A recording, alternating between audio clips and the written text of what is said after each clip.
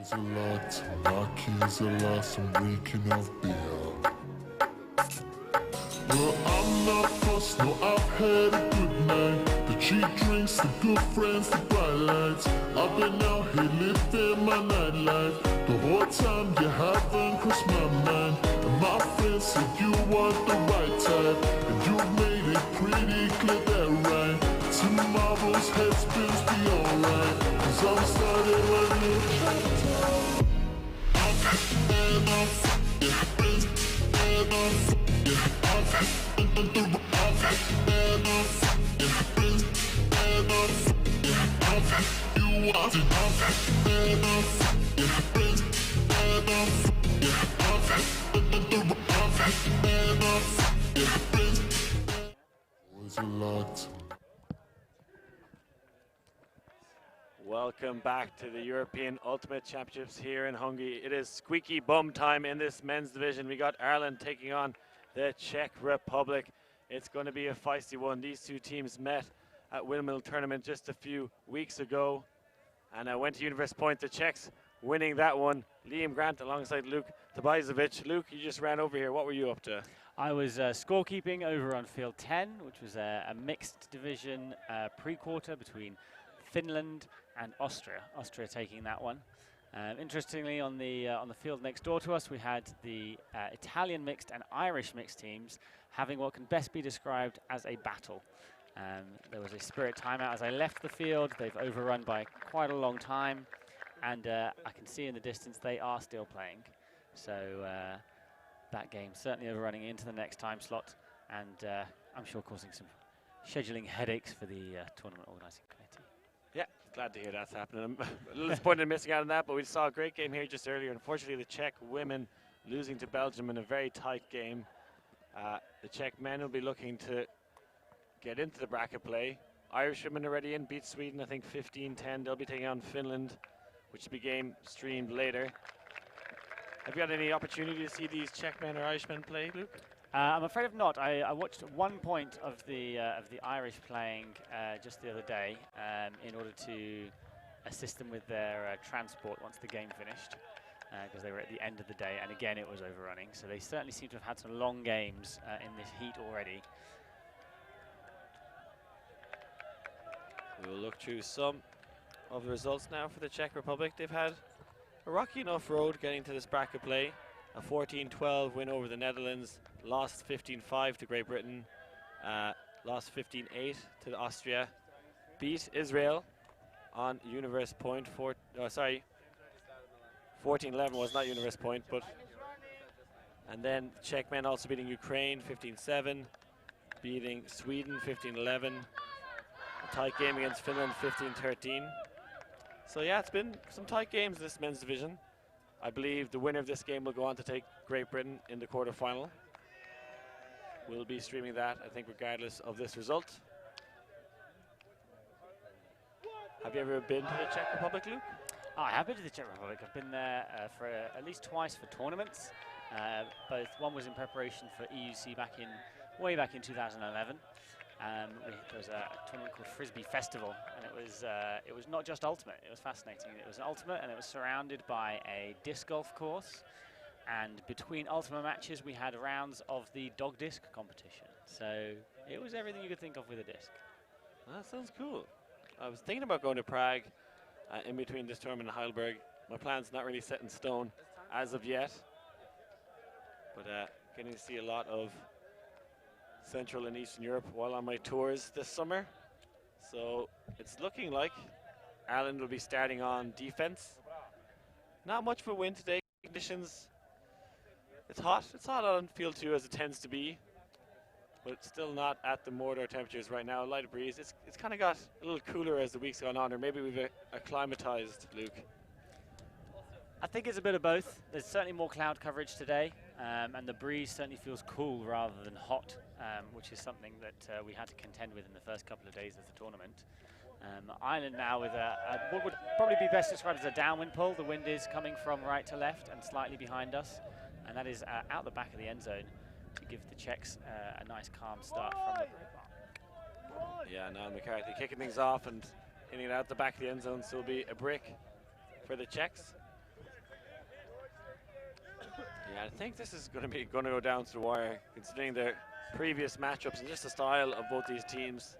The Czechs like to huck it a lot, the Irish like to huck it a lot. It's going to be a lot of fun.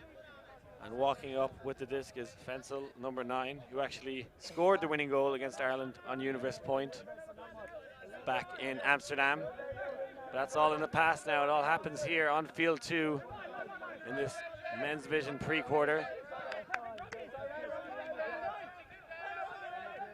Czechs just swing it around, keeping possession. Sladek.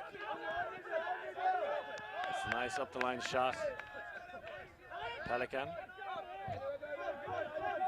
Now we have Novak, who had a sensational game against Israel on the live stream. Just finished university. Think about the deep shot, but playing it safe at the moment. And a nice break pass to open up the field for the Czechs. Look for Klino. Oh, and it's a great catch just outside the end zone. Can they bang it in? A little pop pass and a great goal. Lead low. It's the opening score of this game. A nice clean hold there for the Czechs. Setting the tone for this game in the opening point. So a lot of people talking about this men's division as a whole. People thinking Germany GB in the final. That seems to be the consensus. Do you think anyone else has a chance to maybe cause an upset? I haven't seen anyone with the depth that those two squads have. The matchups that they've had, I mean, Russia fell short when they matched up against both those teams. So to be honest with you, no is the short answer, Liam. I'm always hopeful. Close matches, and I'm an underdog supporter. So watching those games, I'm always keen to see who can challenge and who can step up their game really to match the big names in the open division. Yeah, that's right. I know Ireland. I feel like Ireland would give GB a good game. I think they always had in the past. They tend to be able to rise up to the occasion of taking on their neighbours. Oh, absolutely. There's a lot of pride riding in those games, and it seems to bring out the best in the Irish when they do play. Have you ever played against Ireland in the past? Maybe on beach, perhaps, or? I have played against Ireland. I've played against Ireland on both grass and beach in the mixed divisions. I don't think I've ever played the open team, but I think we're evens 2-2 in terms of my win-loss ratio against Ireland. Yeah, not so much in your win-loss ratio against me, but we'll leave that aside for now. Ferdia Rogers with the disc. Kind of went forward and backwards as they tend to go, this Irish team. 3 steps forward and 2 steps back as Dara Keller dances a jig in the middle of the field. Rogers looking for Killian Flynn on the run through D. Czech setting the tone for this game. Want to bang it in straight away. Fantastic D there from number 83 on the Czech team, who's not on my roster. Yeah, but it's gotten back by the Irish. Ty Deavy doing some nice defense in the end zone. I think it was Filip Halmanka. Yeah, Halmanka with a great defensive pressure. This back with the Irish, but again, going upwind. Never that nice to pick up the disc in the front corner of your end zone. And then, yeah, it was a big break opportunity for the Czechs to start off this game with a 2-point hold. Deep shot is there. Sweeney can't get it off, looking for Feely up the line. Rogers is coming back, holds position well. Now looking for Flinner, who, again, defense close to every shoulder of these Irish team. And a bit of Irish expressions used on the field there. Hopefully our field mic is turned a little down. I think we got the PG-13 version through on our headsets, so no viewers at home should be offended by that. But the Irish are set with a pretty standard vertical stack, and they're cutting mostly from the back of that stack, and going for the gainers. The Czechs seem to be able to accelerate in that closing space quite a lot, like you said, to put that pressure on right as the pass is about to be caught. The wind picking up here a bit and really popping these discs over. And it is the second D of the point for Halama. Halamka,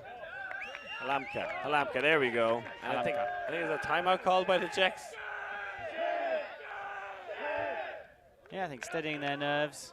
They have a chance at a break here early on in the game, which would really set the tone for the Irish having to chase and really push. Yeah, Babarik calling the timeout. Good call, I find. I think Ireland just settled into this game. They come in maybe a little hot-headed. Just relax, play the offense that has been working well for them so far this tournament. We do know that the Irish women's team has made the top 8. Still yet to find out if the Irish mixed team have won that spicy game against the Italians. So we'll yet to see which of the Irish setups makes it to the quarterfinals. There's a little bit of competition between the 3 squads. Oh, of course, healthy competition. I think you want to encourage that as much as possible to just push your own team and your own country as high as it can go in the competition. What's your thoughts on this umbrella setup? I think it's very smart. I think it's a multicolored array, but it means they can take the shade with them wherever they go. And considering the heat that we've been experiencing here, it's a very good idea. Are you a big Mary Poppins fan? I have been known to enjoy that particular fairy tale. I have not seen the remake though, Liam, so I will reserve judgment on that side. It might be Emily Blunt, I believe, starring, taking on the role of Miss Poppins. Yeah, it'll be the Czechs looking to pop in this break as they go downwind. Second turnover generated against the Irish O-line, who was struggling a little bit with the athleticism of this Czech side. It seemed like the Czechs were maybe kind of forcing the Irish under and then just being hot on their heels, following through on that undercut. Never really saw a deep option. Yeah, the Irish have come into this game with 4 wins and 3 losses so far in the competition. They've, I'm sure, looking to improve that balance sheet in this game. So now Ireland come out, an honest defense at 3-4, horizontal stack from the Czechs. And the deep shot comes, Derek Heller in pursuit, trying to make up some yards on a good body position from the Czechs. Babarik just outside the end zone. Can he get this first break of the game? And it's a goal for the Czechs. The crowd goes wild. The Czech women have hung back to cheer on their male counterparts. Now what a way to start the game for the Czech Republic.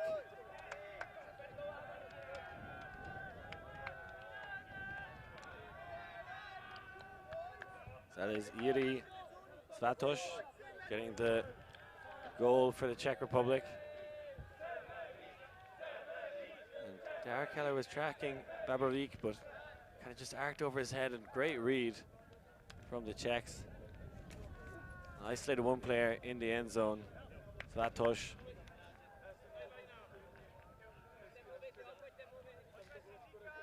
And the old saying, Luke, it's always hard to beat a team twice, but good start from the Czechs. I think absolutely. I think, you know, different competition, perhaps that makes it a little easier. I know that I watched a game between, or 2 games between the Polish women's team and the Swedish women's team. In the first game, Poland won a very tight game, I think by 3 points, 15-12. And in the second game, the Swedes really stepped up, and it was a 15-5 win for them. So I think the Czechs are obviously very happy to be starting strong. It'll set a positive note for their team. The Irish clearly needing to make up that break at some point, but first of all, let's see them put an offense point on the board. Yeah, I think it's always going to be a little easier to break going downwind, but now we see the Irish offense going downwind. Matthew Feely, man who learned his skills in UCC, now living in the UK. And Freddie Rogers jacks it deep to Ty Deavy. Oh, and it bounces out of his hands. Fantastic pressure bid there from Martin Prach on the Czech team. Wasn't really within touching distance, but the height and speed that he managed to attack that space with, I think clearly had an impact on the Irish player trying to catch it. Yeah, the Irish looking good at the start of this tournament, but we saw them against Austria yesterday. Kind of get demolished, not demolished entirely, but not firing on all cylinders, and Austria capitalizing on that. So Czechs want to Get their third score of the game and the second break. If they can score now going upwind, it can be more of a challenge. So there's a pick called in the stack. There's Matt and Flash with the disc.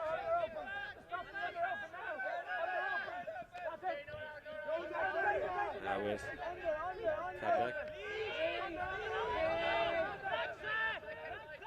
Slowly getting up the field. Stetka, the lefty, puts it upfield to Dubek, who looks like there might be an injury from the Irish player.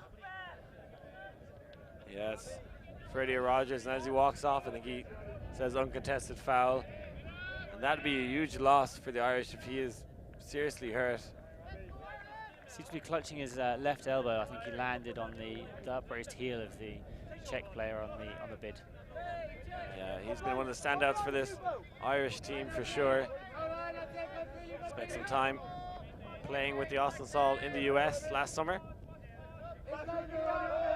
But they will need him if they want to put pressure on this Czech team. Now with Babrovic, who's been sensational for this Czech D-line to start things off, and rescued again from Flash. And that is the third goal of the game for the Czechs. What a way to start. I can't believe that the Irish are struggling to score here. Yeah, I mean, I think the Czechs are being more consistent once they've got the disc. The Irish, I think, have tried to isolate people going deep a couple of times, and it's not paid off for them, and that lack of treasuring the disc, I think, has cost them early on in this game. But it's still early on, and we're only 15 minutes in. And in a 100-minute game, I've seen scores swing across the board. There was an earlier comeback from 10-2 down to win the game 14-12 in the mixed division. So, who was that? I believe that was the French against the Italians. So the French went down at the start of the game, and on paper were certainly the favourites to win the game, and it just took them a long time to get their team firing. But once they did, they really did steamroll through. Well, definitely a louder crowd here for the Czech Republic, as the women's team just played a game earlier, unfortunately lost, but cheering on the men's team. Irish women's team and Irish mixed team haven't made it here quite yet. I'd say they're just, as I said, the mixed game could be going on for all we know. I can now see them in a big huddle. Maybe the second spare timeout. I would hope not.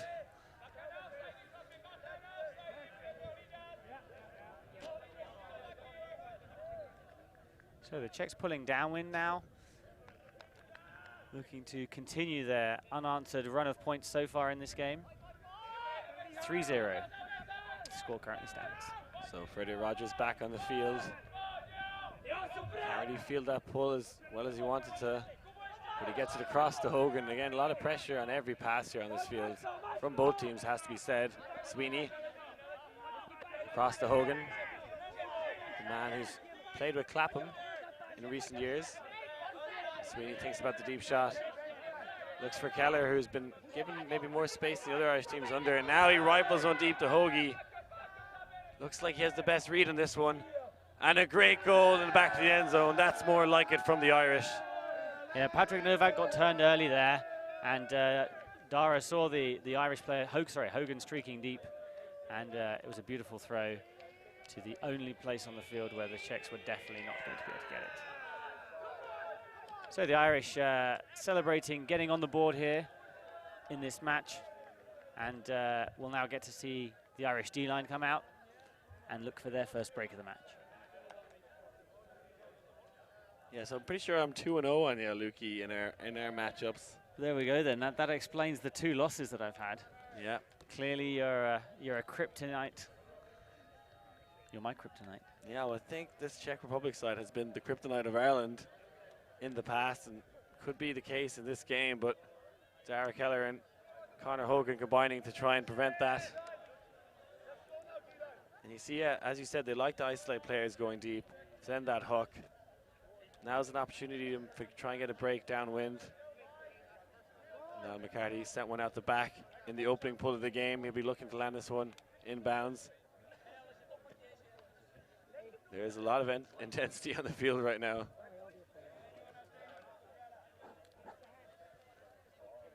As is in the commentary booth. Now McCarthy rips this one. Looks like this one will land inbounds. Reed low, orchestrating the offense for his Czech side. Plays the fiddle as well. Definitely playing first fiddle for the Czech Republic. And now a straight pass. Oh, and it's gathered up by Novak. Pruszak on the disc now, probably about 10 yards outside the Irish end zone. Slightly confused Stack here in front of him. He's looking for options, but it does go into the end zone for the score. However, there is a foul call way back in the middle of the field. You see Fensel and Jack McNamara getting heated a little on the field, talking about a potential foul call, but I think it did happen quite a while ago, so I think play will come back. There's some classic ultimate reenactment going on here with the international aspect of the game. All forms of communication are appreciated. Yeah, I think both these teams need to figure out how they're going to play this game and do it soon, because you can tell both teams maybe not happy with the contact that's happened or how things are going, but if you can get that out of the way early, it's probably best and prevent it boiling over. Pruszak.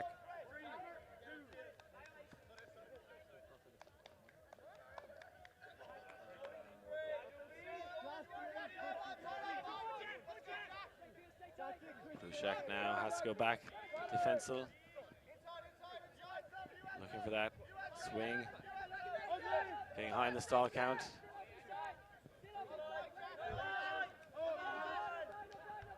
Now we see the Czechs trying to extend their lead. Try to get that three-point cushion back, and eventually now they get the breaks off.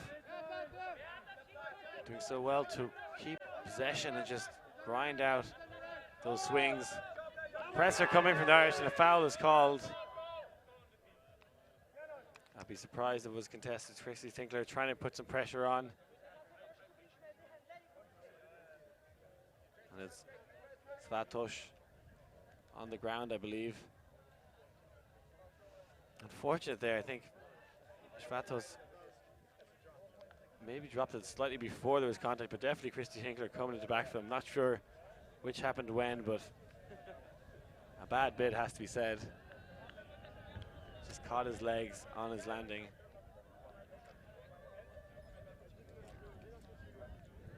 Yeah, because there is some discussion. I can hear Christy Tinkler from here, and I'm pretty sure he's saying that he believes the Czech player dropped the disc or bounced out of his hands before there was contact, saying that maybe the foul didn't affect the play. I think that's the only argument you could make, but I talked to the Irish on the bus here, and I said it's really important you just don't give anyone the opportunity to have a foul. Just keep no contact at all, and then you're not going to have these situations. Because had he maybe pulled out of that bid, it could have resulted in a turnover. But if you're going to clean out someone, you're always leaving yourself open to send that one back. And I think that's probably the right call. Again, very hard to say.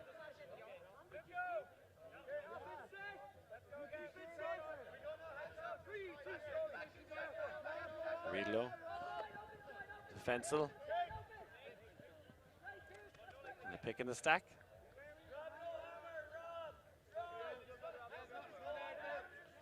Good match between Alan Pierce and Dostal in the back of the end zone. Dostal been very impressive for this Czech side.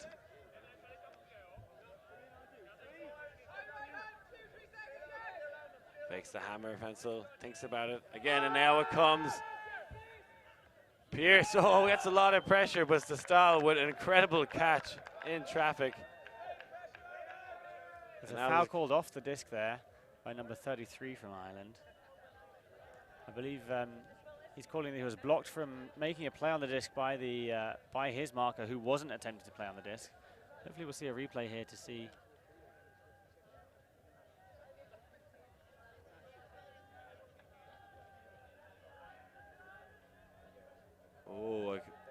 definitely comes across Christy Tinkler there. You see them in the back. You're allowed to keep your position if you want to stay where you are, or if you're going towards the disc, you make a play in it. But I understand what Christy Tinkler is coming from here. As you see the Czech player 22 kind of coming across him. I'm not sure if he would have had a bid now. I think that's the argument I'd be making. And it was caught extremely high, under already a lot of pressure by the player marking the Czech player at the back of the end zone. But it does look like it's going to come back.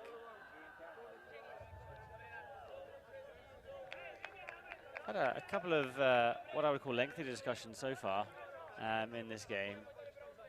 The volunteers here are whistling regularly every 15 seconds once a discussion starts to remind players that they do have a time limit that they should try to stick to.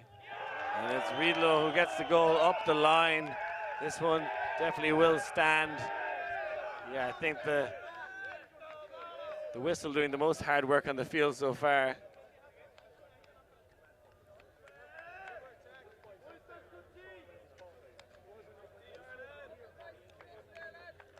Talking to one of their coaches, Pavel, before this game. Seemed like a lot of the Czech players actually have very good English, so I don't think language is a barrier here. I think we're going to get a look at this shot again, and that's just a sneaky up the line shot. Catches out McCarthy.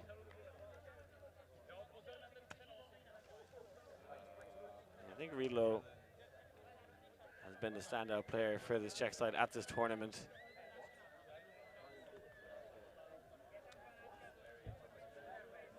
So have you watched any of the previous games of either the Ireland men or the Czech men here?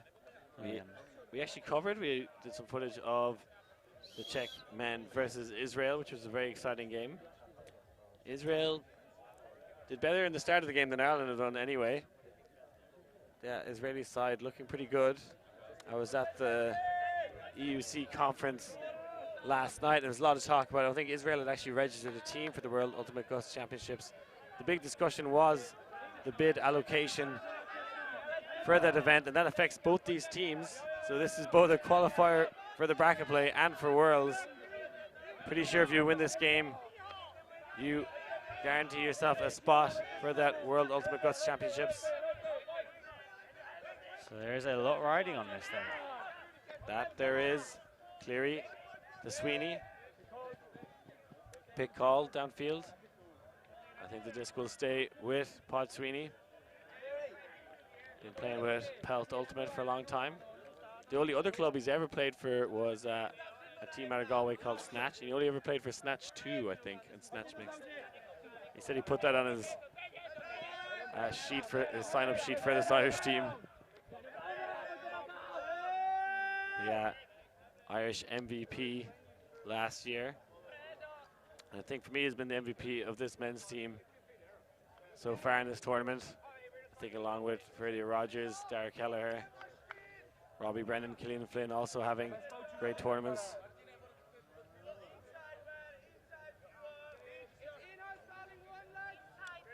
Coming in on one with Killian Flynn, the man who came to Game of Ultimate in the University of Maynooth.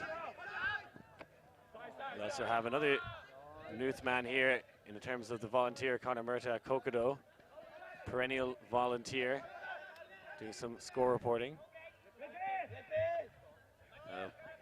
Stephen Jones, nice little inside pass to Flinner, an easy pop to Ferdy, and that's more like it from the Irish offense. Kind of finding their rhythm now, but have a few breaks to get back. Yeah, they had some really good continuation off their breaks. There was a big gainer early on, and then a quick disc there for the score. So I think they're finding their stride a little bit better after the first few points. It's interesting to note that both teams are playing a very physical game, a very athletic game. There don't seem to be any particularly intricate tactical setups at the moment that we can identify at least. But both teams just really pushing hard on the physicality, and well, on the athleticism, I should say, rather than the physicality. Which makes for an exciting game, as we've seen already with a few run-through Ds from the Czechs. and some quick play from the Irish there for the score. Yeah, I see them using that kind of pop pass to the break side a little more, a little floaty pass out of space. You can see the Czechs are right tight in their player each time, especially on the open side. So if you just get a little pop pass to the break, you really open up the field and generate some momentum, because they're struggling to get free, I think, on the first or second pass on the open side. And it's actually not that windy at the moment. It's definitely coming and going. I think you've just said it, so it might stop picking up. That seems to be the... Kind of seems the peak in the middle of the day here as the kind of hot air rises over the city of Gil. Fensel, one of the shortest players on this Czech side, being marked by Robbie Brennan, definitely the shortest man. On the Irish side, I think an interesting matchup there. Dostal to Riedlo. They're just grinding at the unders here. Novak sends one deep. Again, Pierce versus Dostal, and it's looked like Dostal had won that matchup, but just bounced out of his hands. Good pressure from Pierce. Yeah, the Czechs came out with a horizontal stack for the first time so far in this game, trying to give themselves, I think, more space to send that deep shot. And they had it, but unfortunately unable to keep hold of it. Owen Binchy. So now McCarthy thinks about the deep shot. Didn't have a huge amount of separation. Has to go back to Hogan. Looking for a pass in the open side. Two Irishmen there. And now the deep shot comes from McCarthy. This one, oh, it gets tipped but caught by Pierce. A little bit of Mac line here today, and oh, unfortunate pop pass for the reset to Costello, results in a turn. Fensel. Very flat mark for Brennan. As you know, he likes to put it with McCarthy versus Riedlo. A bit of contact already, and no call. McCarthy did well to kind of step in front of Riedlo and maybe dropped before. Oh, and it looks like there is a call. Back on the throw. Yeah, the wind having picked up again a little bit. I think the little pop pass that didn't come off was pushed down by the wind as it just gusted slightly. And this last long pass from the Czechs has also been lifted up and carried a little further. Now we see a replay of the deep shot from the Irish. McCarthy, I think, looking for Luke, who just maxed it onto Pierce. Did so well to recover that one, but that pop pass definitely not on. And there is a retracted foul call on the throw. Good spirit from this Czech side, pulling men from lots of different clubs. Yellow Block, Fui, 3SB.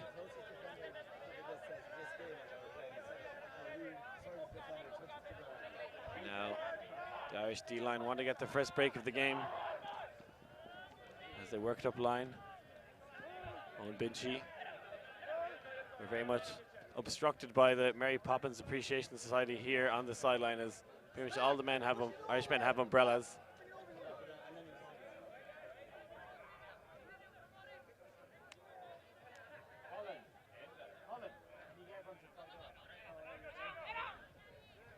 So, oh, a turnover from the Irish again on the swing. This D-line offense really struggled against the Austrians, and the same can be said for this opening quarter of the game. Fensel getting behind the stall count, jacks to the end zone, and completely unmarked is Riedlo. Yeah, two Czech players there on the break side who appeared to have, their Irish markers seem to have gone all the way across the open side. And in the end, despite the high stall count, it was a very easy catch for the score. So, Czech Republic currently up 5-2 against Ireland here in this men's pre-quarter, I believe it is, at the European Ultimate Championships. Ireland congregating in the middle of the field before calling their players onto the line.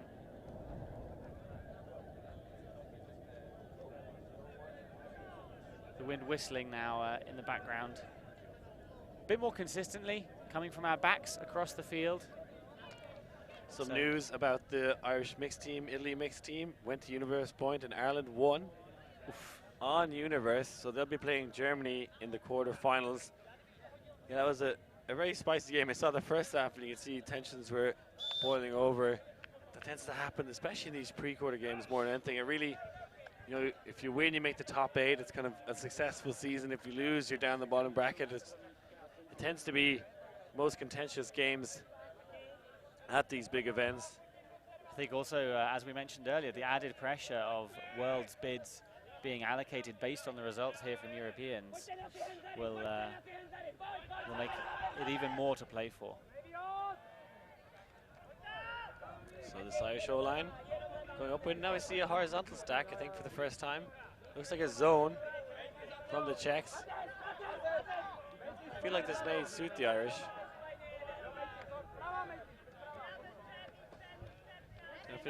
Hopefully less likely to get the bumps and tumbles we've gotten. Feely sitting on that far sideline. Looks like an arrowhead zone that's strong on containment here. The Irish happy to be swinging around the back at the moment. They haven't really made much ground after getting just out of their own end zone. See that give go from Freddie Rogers. I think that's the best way to attack these kind of zones. Oh, and a straight pass.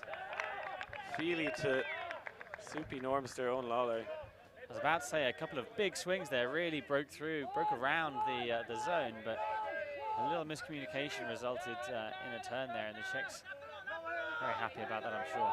Big disc going up here now from the Czechs, straight into game plan A, but surrounded by 3 Irish players.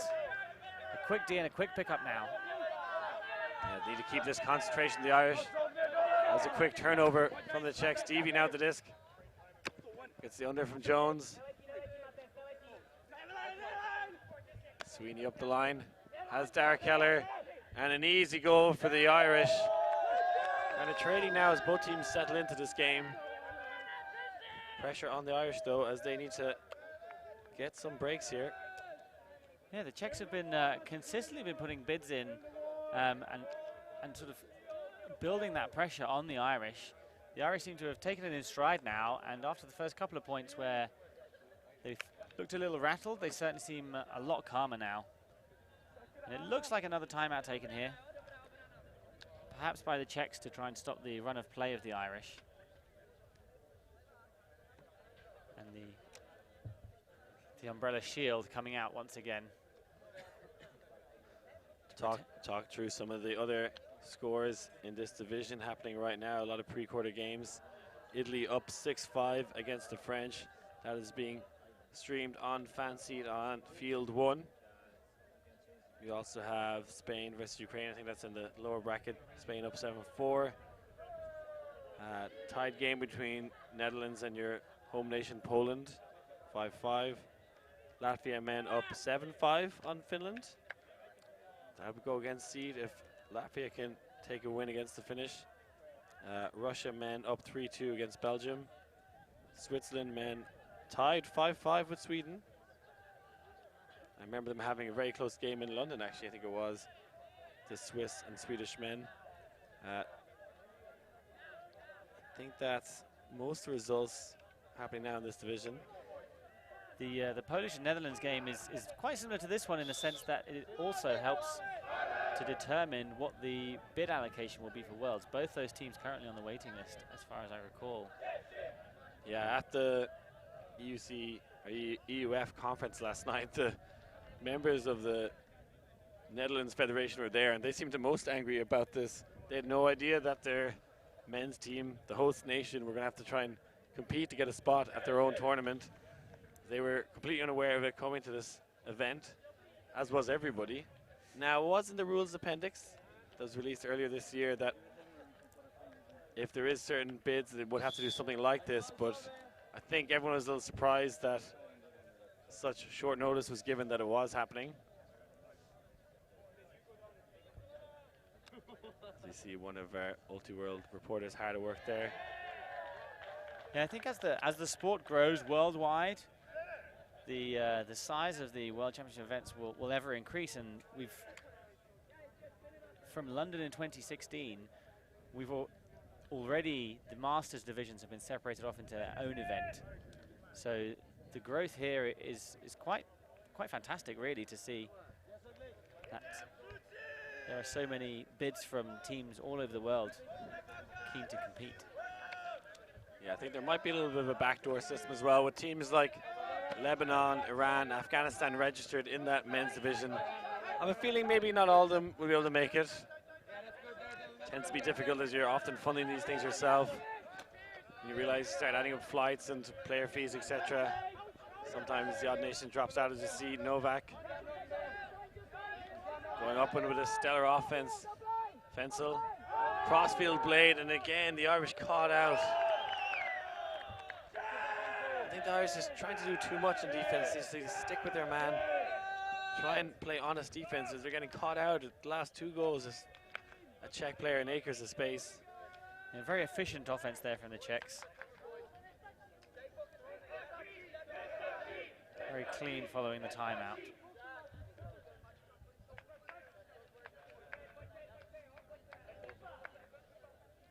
Yeah, Fensel not afraid to take on the more difficult throw. And that is Svatoš with the goal. We also have the 3SB captain, Pavel Pelikan, on the field.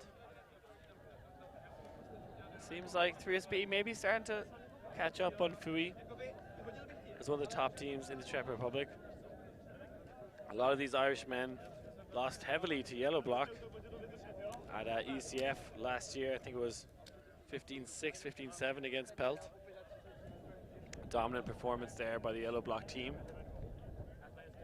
Yeah, I think a lot of times these Czech sides have been a bogey team for the Irish.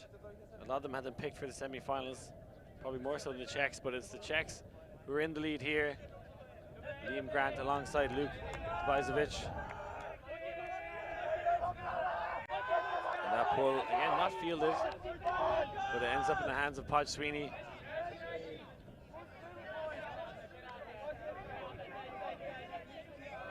As Matthew Feely is discussing whether it was maybe a marking infraction. At the same time, we had a clear pick downfield. So between the two of them, it looks like we're coming back down in the full count. As a player, I generally dislike this. If you're back in your own end zone as a stoppage, I think it often favors the defense. Gives them a time to maybe look around the field and survey what options are available and try and shut them down. Yeah, absolutely. Another pick call here. There's a bit of discussion about whether the Czech player was following the Irish player at the time of the call. There's really not much you can do after trying to persuade the player. That definitely looked like a pick to me. Certainly, Killian Flynn and Steve Jones moving towards the same area. So this one taking a little longer than I'd hoped it would, particularly for the calls. Taking the sting out of the game at times, but this is make or break for both these sides.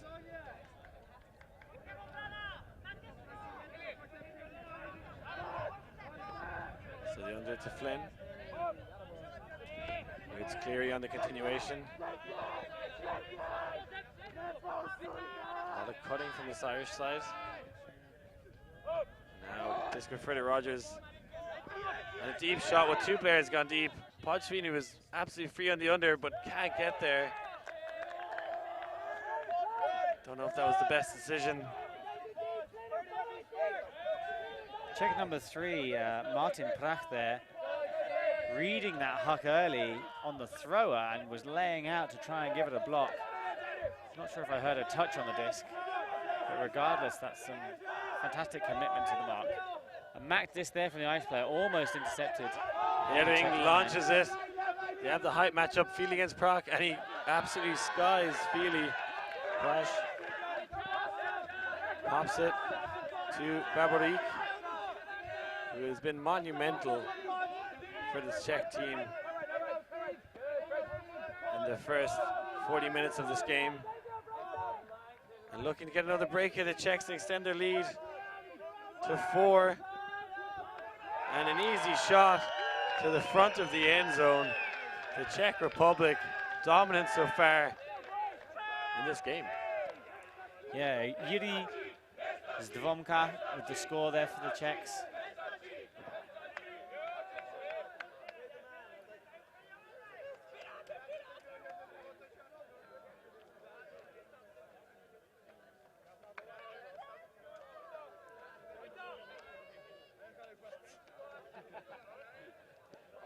Irish team walking back to the line. Heads looking a little down. Umbrella's definitely up though. It'll be interesting to see what Ireland would look to change to bring themselves back into this game. From what you've seen so far, what are the most obvious signs of things that need to be improved? You see that replay there, Freddie Rogers hooking it to two closely marked receivers, and there was Podge Sweeney easy on the under. I think they're not making the right decisions. They need to calm down and just maybe pretend they're playing Club Ultimate at home and just play the usual Ultimate they can. I think they're trying too hard in a sense and end up making mistakes, while the Czechs playing with confidence. And I've seen them play throughout this tournament, and this is probably the best they've played. And this is the time to do it. Indeed it is. All the games up until this morning were warm-ups to some extent and seeding matches just to establish where that championship bracket would fall for players. Yeah, unfortunately, one of the coaches, Pavel, for this Czech side was actually supposed to be playing, but torn his ACL, so came along anyway to help with the coaching, and they're doing a fantastic job. The wind dying down again now. Although the pull there, out of bounds. Yeah, the Irish team switched back to a vertical offense.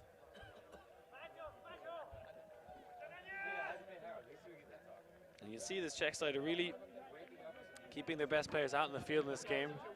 Reedlow now playing some defense, matched up against Podge Sweeney. Arguably the MVPs of both these teams, but he gets the inside break off. Hogan streaking deep, but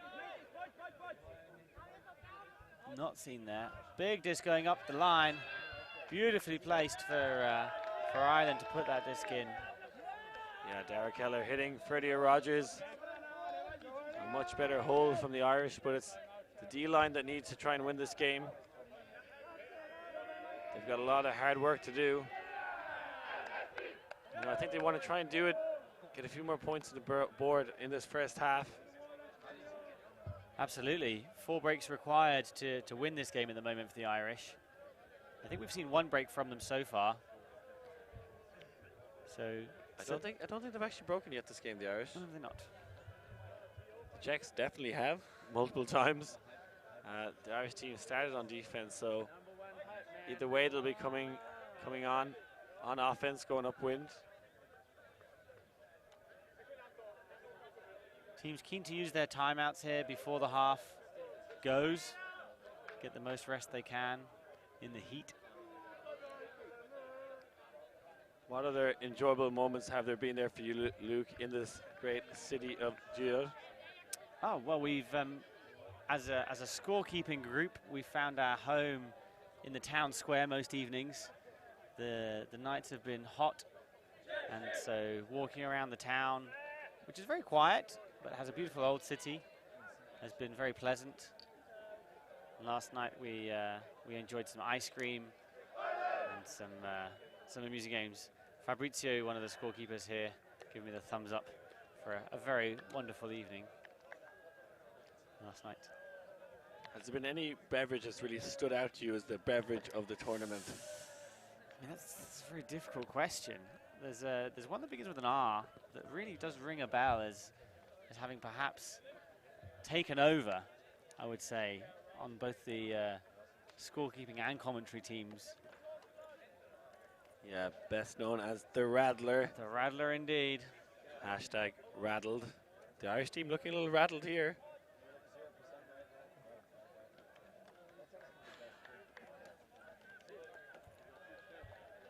Perhaps a Rattler would calm their nerves at this stage. However, performance-enhancing drugs are not allowed, and so they'll have to find it within themselves. What about performance-reducing drugs? Are they? I think they're also not allowed. You know, this is an EUF event, not WFDF. Things are a little more loose here in Europe. I think you'll be doing some work in Heidelberg, are you, Luke?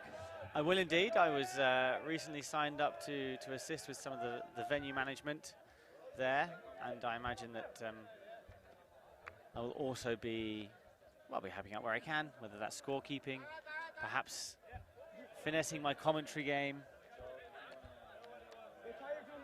and certainly enjoying spending my summer immersed in Ultimate.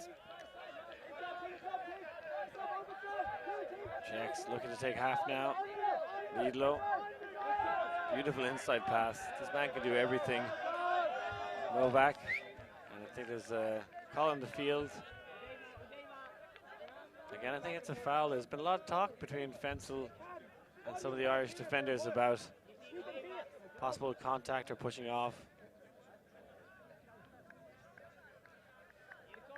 I think within the cutting, because there's very close coverage, there's a question about whether defenders are stepping into the path of oncoming offense players and initiating contact that way, or whether the offensive players are ignoring their defenders and trying to run through them. So it's a very well-spirited discussion. Lots of animated communication. So this now with David Novak, who do believe was missing for that windmill encounter. Definitely a big addition, and maybe one of the reasons why they're in the lead now is you see him strike up the line but isn't hit. Instead to go back around to Fensel, who gets a nice fake and swing pass off. That was beautiful work. He could sell an umbrella to a fish, that man. He certainly sold one there. We saw on this near sideline that the last few swing passes, the Czechs have gone for a big break fake, and the Irish have had to commit, and has resulted in the inside break being much easier to throw. So the Czechs really able to move that disc beautifully, particularly I think on the IO breaks with some big gainers opening up the field for them. Yeah, I think one of the problems for this Irish side has been overcommitting on those bids, on those plays, whether it be on the mark or downfield, and often then giving Czechs an easier pass or a goal option. Just maybe to focus more on doing their job. You know, you don't necessarily have to get the block. Maybe just by keeping your mark, you're doing important work for the team. But it will be halftime now. We'll have, I believe, a 7-minute half.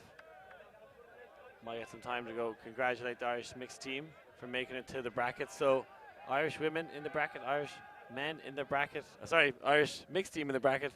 The men's team to be decided, but they have a hard road to go to get past this Czech Republic side. We'll take a little break. Liam Grant and Luke Tobiasevich will be back in just a moment's time.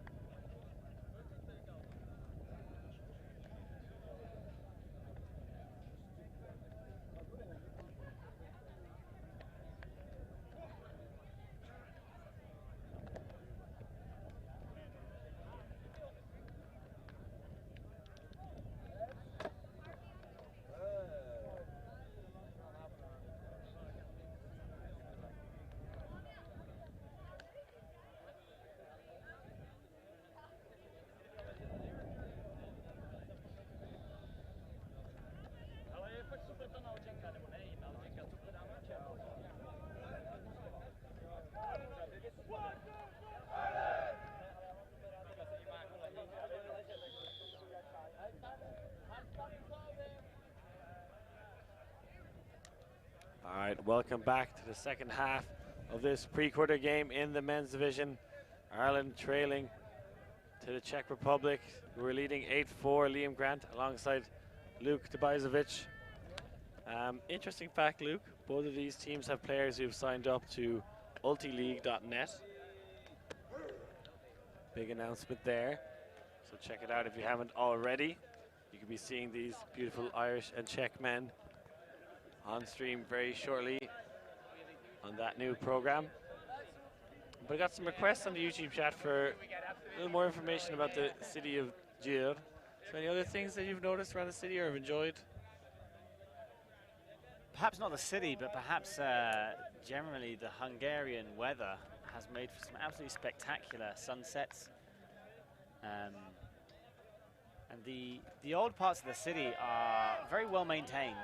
So there's some beautiful walks that you can do around there. We came across a fountain on our first night here where they were projecting a film into the water, which was a very cool effect. And there were a lot of people watching from the bridge and from the bank side of the river. So it's certainly a very tourist-friendly place, I would say. And now it's the Irish who are looking to fill the cracks in this O-line offense. Struggled in the first half. They need to be on form in the second if they want to win the game. D-line yet to get a break. Pod Sweeney to Conor Hogan, who puts one out of space to Deavy. That one is going to have to be a sky ball, and Deavy does what this Irish team needs of him. Huge sky, and great little celebration there. Yeah, like that upward throw. Absolutely. I won't ask him how long he's been practicing it, but it was beautiful to watch him take a couple of steps off as soon as he saw the disc go up to give himself that run up for the sky. There were two Czech defenders sandwiching him, but it's a beautiful take. Yeah, that was a bit of a trust throw from Hogan. Backing his receiver and paying dividends for them this time. That was cool, but what's happening next is going to be a lot cooler. Oh, it's just blocked from the camera there as you see him do the upward throw. We might get it on the air replay as you see the score being flipped by Fabricio. My favorite volunteer, has to be said. Actually worked with him back in EUC 2015. He's been on the circuit for quite some time, and it's people like Fabricio that really make you think of how great this ultimate community is. And there we see the ultileague.net van now filling up with lots of great ultimate players.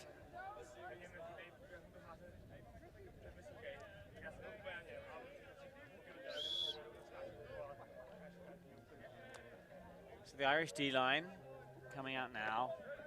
Be interesting to see if we have a change of tactic from them to try and generate more breaks, generate more Ds on the Czech O-line that has been very consistent in the first half.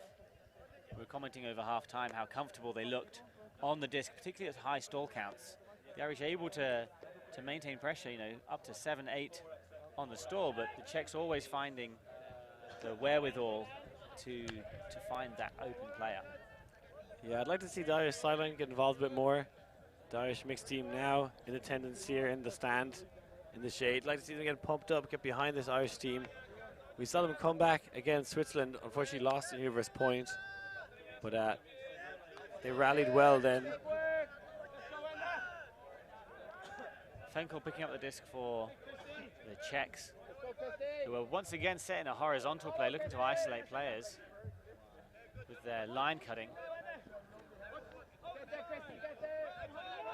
Fenkel, midfield puts up the shot. It's a bit flat, being chased down by two Czechs, but unfortunately unable to get there. I think in the wind it just didn't sit up high enough for them to float it in.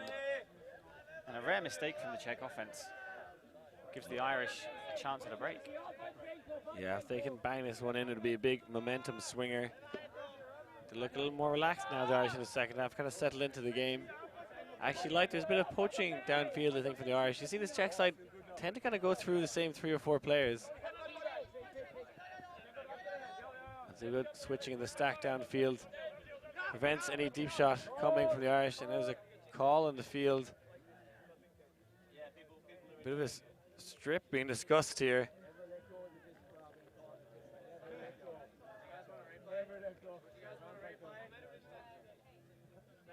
We have some of the Multi.tv crew here suggesting if you want to have a look at the replay, but I can safely say he's not going to retract that. Rob Holland very, very close. So disc, I think, is going to go back.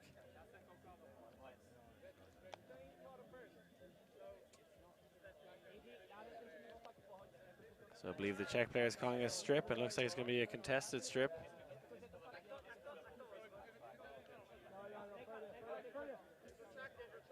Okay, it's a retracted call. We see Rob Holland there waving his hands in front of him, suggesting it was retracted by the Czech player. So we'll keep the disc. Yeah, the Czech sideline helping out their player on field to correct his call. Nice pass up to Niall McCartney, the Mayo man. Rob Holland launches a backhand hook to Freddie Rogers, usually the man throwing it. Has to go up early and it's caught by Alan Pearce. Great support work again by Pearce. That's the second time he's come to clean up the trash, and that is the first break of the game for Ireland to kick off the second half. And the celebration from the Irish is chalk and cheese to their celebrations in the first half. Like you said, a momentum shifter that they will absolutely be trying to take on board and make the most of. Yeah, unfortunately to win this game, they're going to need 4 more breaks to get the lead. Once you can show it once you can show you can do it once, Liam, then you have the belief that you can do it again and again and again. Yeah, I think at this point, quite contrasting to how the game has gone before this. We saw the Czechs turning over in what was an open pass, and the Irish, which they've done before, is kind of thrown to a bit of a pack, but actually coming down with it this time. And how often do you see that 2 or 3 players going up for the disc, and it's the man running behind Alan Pearce who mops it up? Yeah, the Czech defenders still extremely tight on the force. Again, trying to put their bodies in the way of the Hucks. And that pressure, I think, will eventually pay off.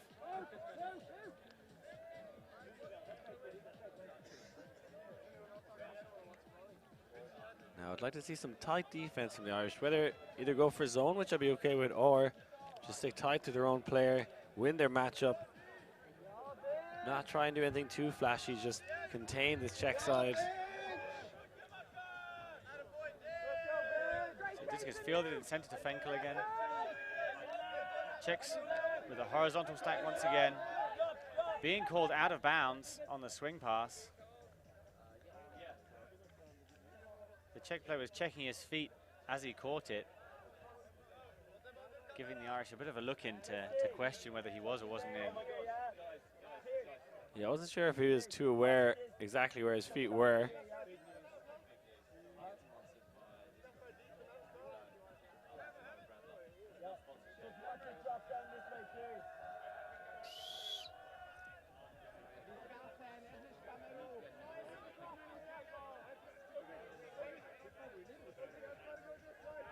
So quite a long discussion for too many opinions, I think, on whether he was in or out. So trying to decide whether to keep the disc or to send it back as a contested line call.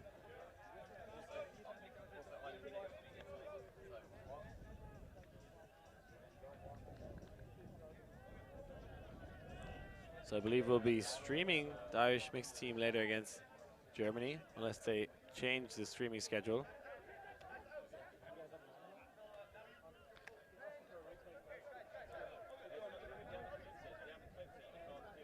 And the discussion definitely getting heated over there on this in-out call. Yep, going on for over a minute as the volunteer is telling us that one of the Irish players has sat down on the field, clearly disappointed in how long this call is taking. So it's a contested call.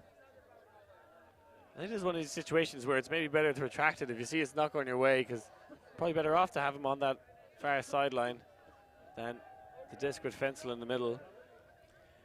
They may have gotten too involved in it, Liam, to see the benefits there. Yeah, I don't think there was too much of a stall count on Fensel. As we try and see the replay here, it's going to be hard to see the line. No clue from my point of view, I'm afraid. Yeah, too hard of an angle over here. Oh, and a hammer over the top of the zone. Pruszak on the disc there. Fensel back in the middle. He's not afraid to throw a big lofty blade. this zone. Definitely slowing down the Czechs more so than the usual matchup defense. Yeah, this could be the change that the Irish were looking for to generate that turn. Certainly causing the Czech a few more problems. But a quick break through the middle there means that the Irish are struggling to catch up. Yeah, Owen Binchy caught behind. Big swing to Fenzel there. Fenzel once again looking to go over the top, but quick dump and gets the disc back in the middle of the field. The Irish seem to have transitioned now. A big hammer cross field to an unmarked Czech player. Looking into the middle, Fenzel back on disc.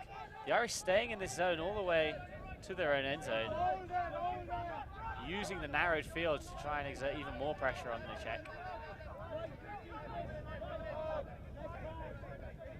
But now they transition to, oh no, to keep the zone, Looks like they're going to transition for a second there. David Novak for the Czechs. Working between him and Fenzel, looking for that opening. Bruszak, back to Fenzel, into Ridlo, back to Fenzel again. So the Czechs taking their time here, really slowing down the play, looking for the open passes. They'll pop over the top of the zone there, opening things up into an unmarked, and Novak scoring there. Once the Czechs calmed their offense down and really took their time to see where the holes were in that Irish zone, then they were able to put that disc in quite easily, I'd say. Yeah, great patience from the Czech Republic. We're almost 5-6 yards outside the end zone, then went all the way back to the halfway line. And kind of almost drew out the Irish players. You see them, a few of them, maybe a little aggressive, out of position. Not dropping off to protect that end zone as much as they needed to. One thing I've been personally fascinated by, that I've noticed in my own sports watching, is that I was never particularly keen on watching football or other sports, but having watched a lot of Ultimate and played a lot of Ultimate now, the tactical aspect of things that I've seen and experienced within Ultimate has given me a much greater appreciation for other sports. So talking there about drawing the players back out, it's very similar to the tactics used in soccer or football, that's clearly we call it, to draw players out once you've attacked and haven't gotten anywhere. It's fascinating. Yeah, because I was even thinking there, it's like, are the Czechs trying to run down the clock here? I know things, 68 minutes gone so far, games to 100 here at the European Ultimate Championships. Given how long calls have taken, there's been a bit of discussion. I think it's likely we might reach a time cap before we reach 15 from either side.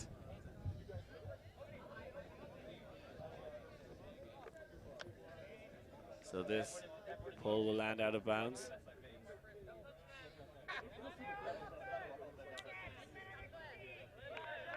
Both Czech and Irish now playing with a horizontal stack in the second half.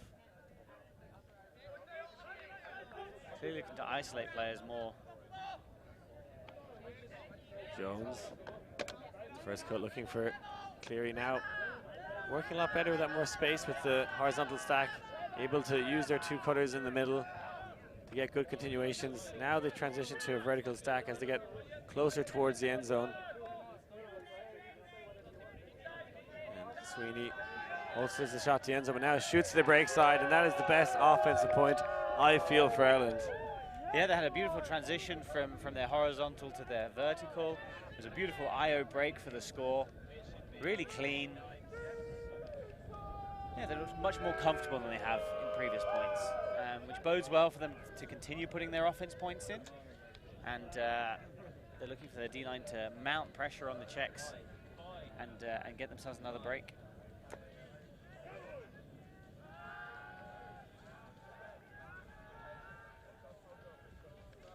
So they're down to just 3 breaks required now to win the game.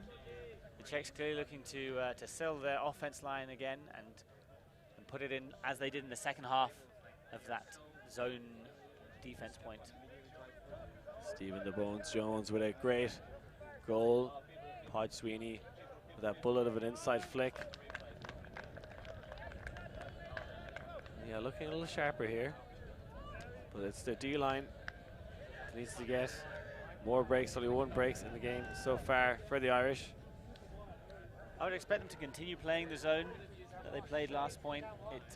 It earned them quite a bit of pressure, certainly until the Czechs made their first attempt at goal before they came out, reassessed, and managed to play through it much cleaner.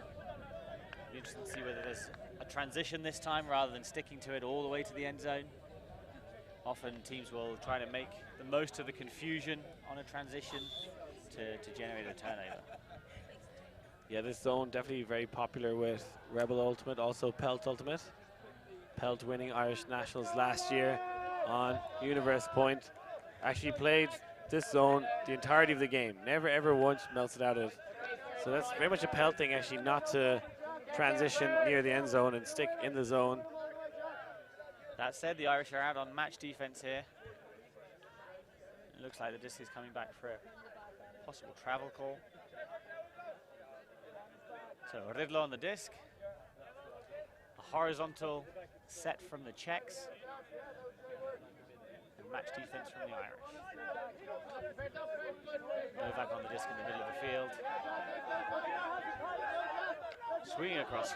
Big bid there by the Irish number 4, and a huge disc goes up, but it's low and intercepted by Niall McCarthy. Timeout called by the Irish, looking to capitalize on this defense to be able to put a break in. Yeah, Niall McCarthy does well to intercept this, probably a small bit low hook, particularly going downwind. And then the man from Kerry calls the timeout. Kerry known for its great Gaelic football teams. A couple of hurlers on this side as well. Any parallels you can think of between hurling and ultimate there, Liam? Yeah, definitely. There's quite a lot, actually. Usually you're playing a kind of match defense most of the game. You're playing 15 aside, so it's a much bigger pitch, a lot more players, but usually you're trying to just chase after one person. That kind of helps you with your positioning, I think, coming into the game of Ultimate. You're used to that kind of single coverage defense. Also, so when you're playing hurley, you usually carry the hurl, the stick in your dominant hand. So often you have to jump and try and catch quite a lot in the air. The ball, the slither, quite high up in the air, which I tell you is much more difficult to catch, I find, than a frisbee. Usually it's been blasted 60 yards with a stick. It's coming in pretty hot. So the likes of Derek Keller, you'll see him there jump up and try and grab with his left hand, just because he's so used to doing that in the game of hurling. I guess it just helps you. He's probably pretty good with his right hand anyway, just naturally, that's his dominant hand, but he's usually able to jump off his dominant foot then and go up with his left hand. So yeah, there's lots to be said for playing Gaelic sports and coming into the sport of Ultimate. I'd say probably 80% of the players on the field here for Ireland played predominantly Gaelic sports before transitioning to the sport of Ultimate. A few still doing it. Usually you have the posh Dublin lads are less likely to play the Gaelic sports. They're usually coming from rugby or tennis, wherever they play in those private schools in Dublin. But the country lads from the west. Owen Binchy there, giving me a fist pump, the man from Galway.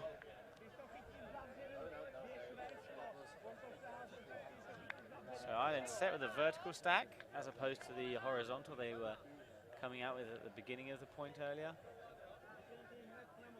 Or the beginning of the previous point, I should say. So McCarthy up the field, a low pass, but it's well gathered up. Freddie Rogers, inside break. So McCarthy, the two Niles combined now. Now McCartney from Mayo.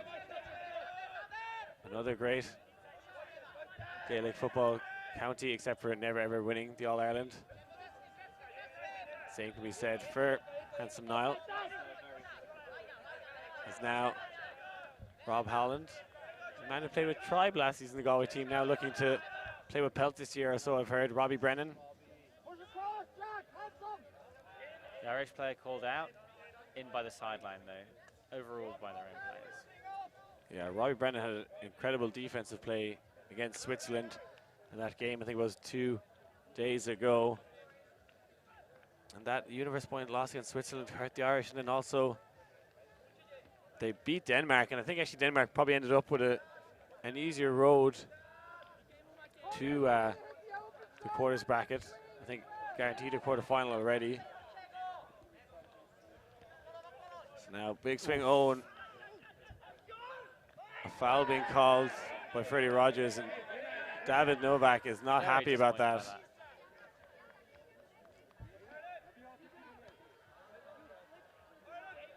Should see a replay here. Perhaps we can.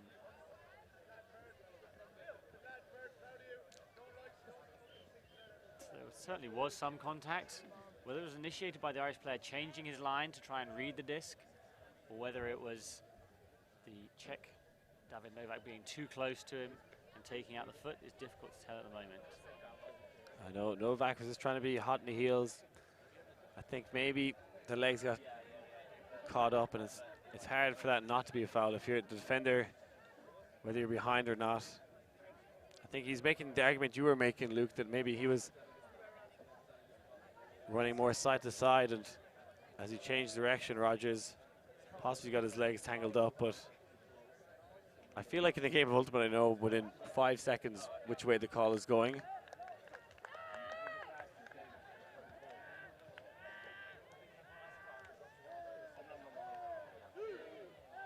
That's going to be an uncontested foul.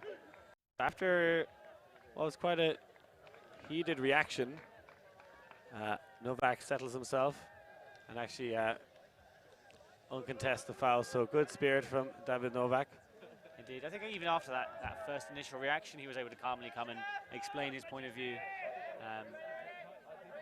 was, I think, very much appreciated. Yeah, hats back on for this defense from the Czechs as Freddie Rogers puts up a sneaky scuba. And now shoots to the front corner of the end zone. It is handsome Niall McCartney with a goal and another break, and it's a travel being called by Rogers. There was a slight foot drag on the throw. There may have been a little footwork before the throw is actually put out.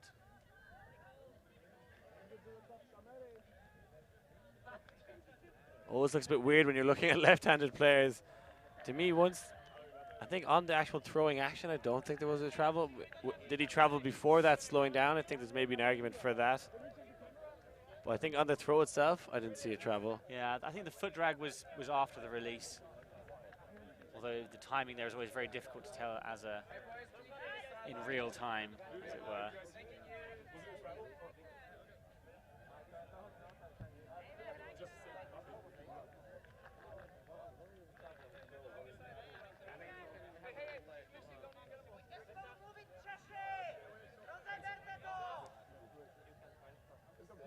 Maybe it was a travel when he was slowing down. That's what they said. Maybe. Not on the throw, maybe before that. You see Felix Charlot in the background, one of the cameramen, doing the WFTDF hand signal for travel. So we like to influence the game at times here in ulti.tv, but it's actually in the rules. You're allowed to use technical equipment. And now you look to go deep straight away. Novak takes his hat off, as Rogers does as well, and Novak comes up with a huge grab. All the hats are on the ground now. 4 hats on this artificial surface. A fantastically intense moment of the game. A huge IO break for what turns out to be an easy score on the break side for the Czechs. They really capitalized quickly on the turnover to put a big disc up to their receiver, and then didn't give the Irish a chance to set before being able to put that one onto the break side. Yeah, it looked like they'd gotten a bit break back there, and they were celebrating the Irish, and then moments later, the Czech punch in for an offensive hold. Yeah, hats off to the Czech O-line there for getting that one back. I've always worn my my cap backwards when I've played, Liam, with the idea that I wouldn't have to take it off mid-run. But they were all very smooth and synchronized with their hat disembarkment.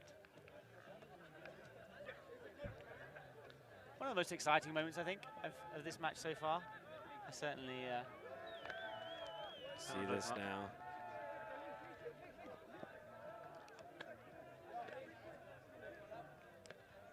To me, I feel there was possibly travel on him slowing down and how long it took him to establish a pivot. Now he's running quite fast. To me, on the throw, I think other people debate it is we see hats going everywhere and David Novak reaching into the stars.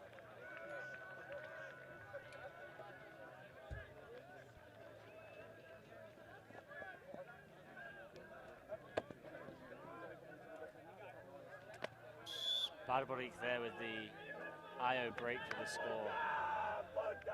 As we said in the first half, he was dominating the touches for the Czech team, and once again showing his class to put that one away.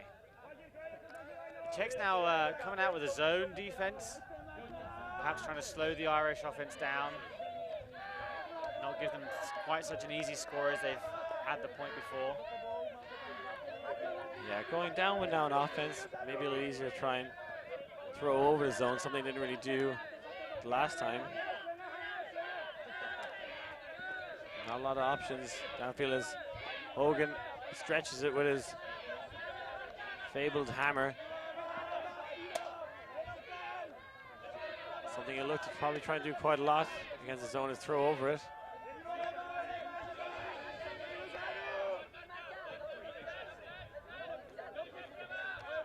It's kind of a almost arrowhead-like zone. Yeah, it looks very similar to a zone that the Polish men's team play, that I'm relatively familiar with, which they call umbrella, where it's an arrowhead in the middle of the field and then inverts on the sidelines. So it really is a strong containment zone to try and keep the disc just swinging without allowing the continuations to come through. A missed throw there from the Irish means the disc is grounded, and Czechs immediately picking up and playing. Just way too casual from the Irish O-line. O-line. Lippert in the middle there, moving the disc quickly. Prach on disc. Looks like a pick in the middle of the field, slowing things down. Perhaps giving the Czechs a chance to reset and establish what they're going to be doing now. Which technically they shouldn't be talking about during a stoppage, but I think every Ultimate team still does this. Great pick up by Lippert there, and a lovely IO break. Looking for the continuation. And the second pop, but once again a pick. The Irish player colliding as he came through there. Number 28, Dara Keller. Yeah, a lot of people moving in a small amount of space there.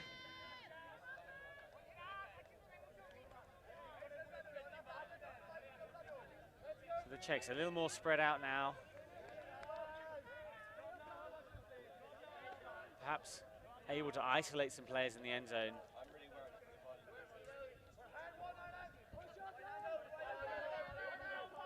Barbarik puts a lovely backhand around break. Once again, putting the Czechs another break ahead. 11-7, back to a four-goal difference. Yeah, just over 15 minutes left on the clock. Momentum swinging back towards the lads from Prague. At least most of the lads coming from Prague. David Novak has a hometown team of Chewbacca. Don't actually know where they're from, but I think he plays a lot of Ultimate also with Fui.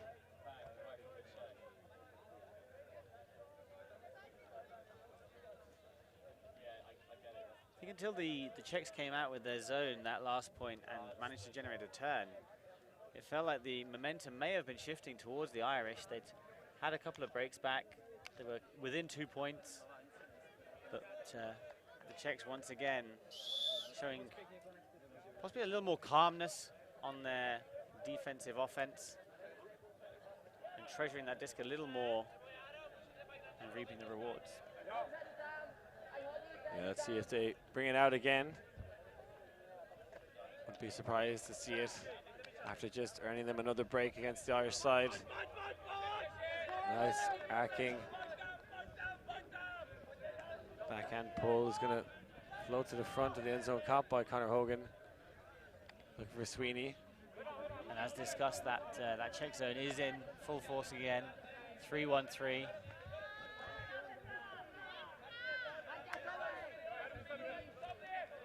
there is a lot of yards to be gained from just having almost 4 handlers back, and just as you hit the swing here, if there's somebody alongside Rogers, they might be able to gain yards in the over and back swing.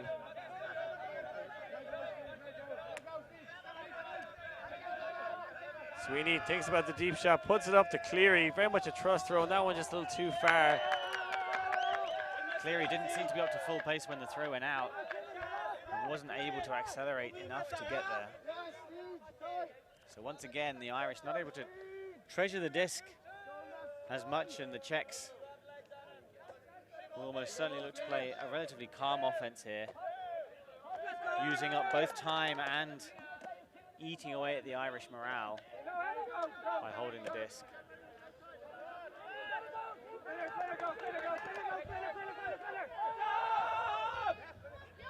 Big disc goes up to number 61, Jan Wawrusa.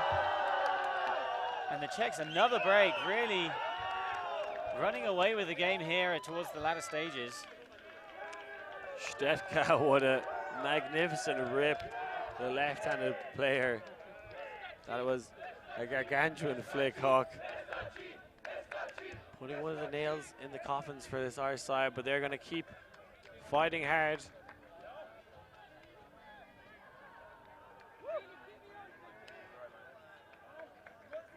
They've left themselves a mountain to climb.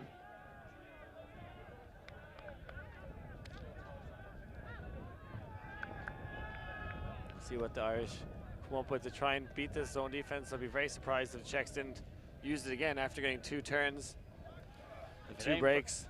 If it ain't broke, don't fix it. Yeah, it's the Irish offense that's getting broken here at the European Ultimate Championships. Pre-quarter in the men's division.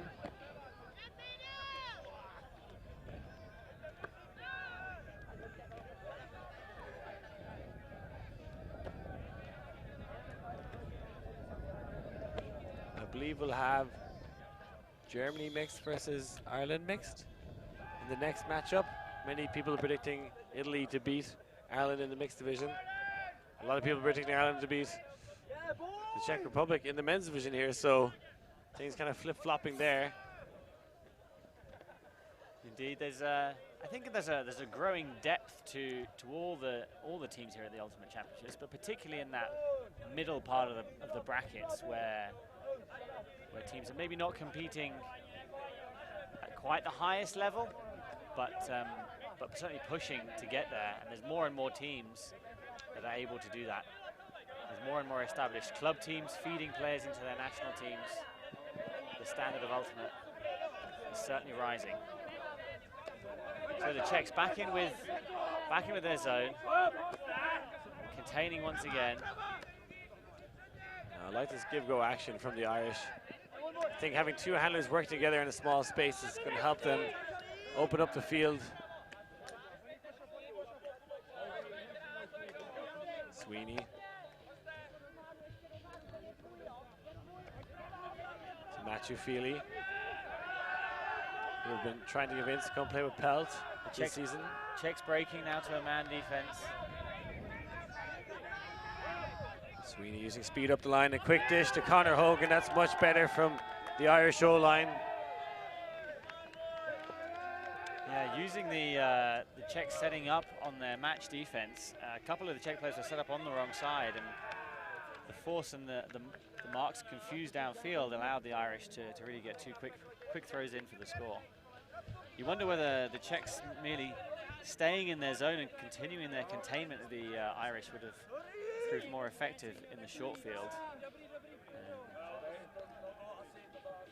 But still a mountain to climb here for the Irish. Yeah, great up the line speed from Sweeney.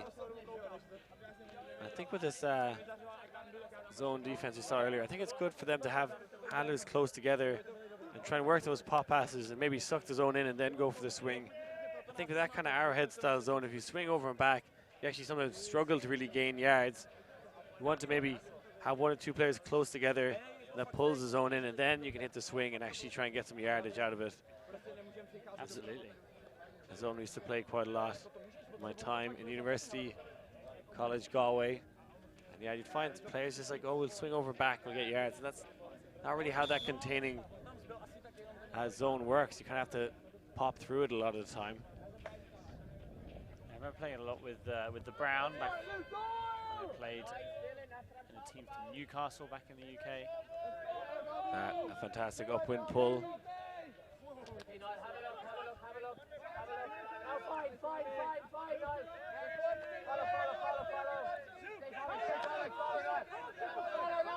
Novak back in the middle to Novak. Novak to Fenkel. Fenkel moving it quickly there. Back to Fenkel. The Czechs really moving the disc quickly, not allowing the Irish to really reset their defense. Novak now back to Fenkel. Looking for the swing across the field. It gets the up line pass to Svatos with a big hammer across the field and a layout grab. Marek Dostal with an incredible catch. Had a sensational performance against the Irish back at Windmill and against the Israeli team. Was my standout player in that game, and that was an incredible catch.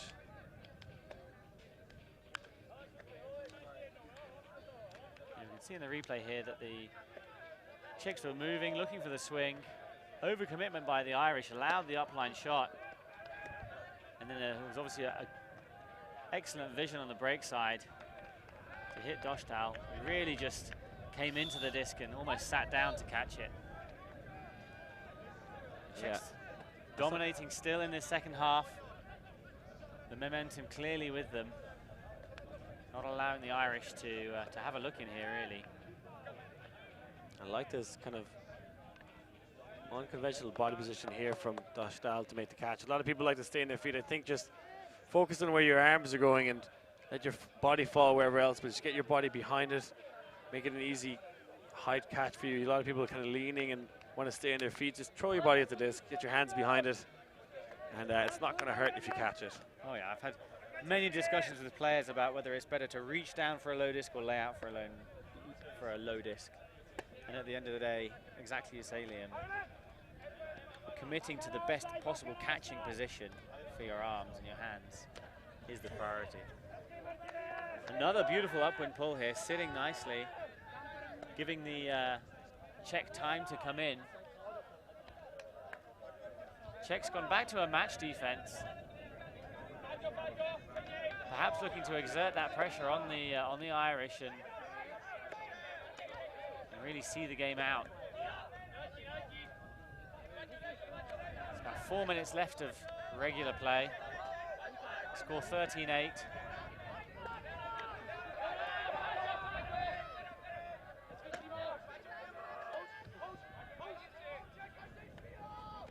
Czech players poaching at the moment with a player downfield. Jones back to Hogan. Just grinding out the others now, the Irish team. Sweeney has Cleary gone deep.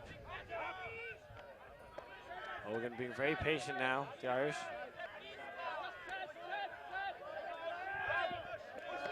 Across the DV. The man now playing a Ranelagh. There's some call on the field. I think there was just a vertical stack set. Yeah, I think the Czechs actually not acknowledging that and pointing it out. There's now a shot to Conor Hogan. There's a pick called. And if he signed up for ultileague.net, the man living in London. I'm not sure who he's playing for the moment or coaching. I think he coached Chaos Ultimate at one stage. So Ultileague looking to draw players from all across Europe, Liam, as far as you're aware? Except for the UK, because they're leaving the EU. They decided that we don't need any of those English lads. Just kidding, it is of course all over Europe.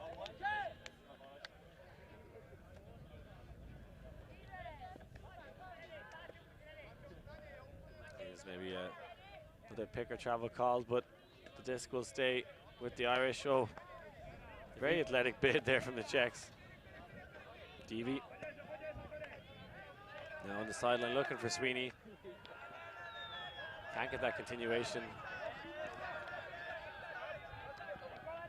It is Rogers with a crazy scuba. Sweeney had to dig deep to get that one. Not sure if that was a swing or the pass to the end zone. tucked in there, threading the eye of the needle to find the Irish player at the back of the end zone.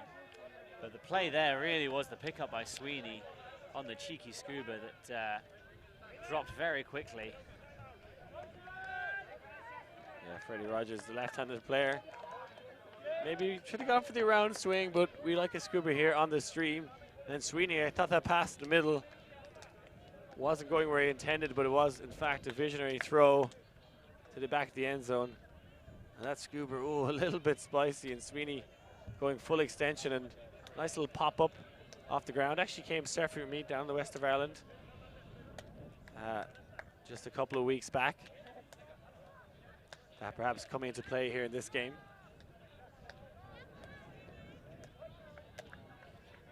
Those ones, those a little harder, the upside down ones with the layout catch. See, sends the mark flying before shooting here. Initially thought that one was to Niall McCartney, but it was in fact to Cleary in the back of the end zone, who plays for XVI, a team that did well at UK Nationals last year. I believe came 6th place, I think, higher than Ranelagh. Do you think the Irish teams will continue coming to UK Nationals now that there's looking to be a split between the qualifier for the Euro and the UK National competition? Yeah, I was waiting for you guys to start kicking us out. Better we do. There's going to be some point where there's been more Irish teams than UK teams at UK Nationals, as I think we earned a 4th bid in the men's division.